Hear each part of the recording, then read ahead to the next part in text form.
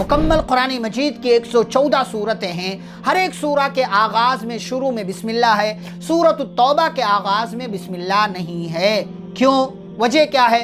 इसके पीछे कई एक वजह उलमा ने बयान किया है। दो अहम वजह। एक वजह ये कि सूरतुल अनफाल ही का ये ततिम्मा है, यानी जो सूरतुल अनफाल का मौजू है, जो उसका टॉपिक है, वही टॉपिक सूरतुत तौबा का भी है, इसलिए बीच में बिस्मिल्लाह की ज़रूरत नहीं।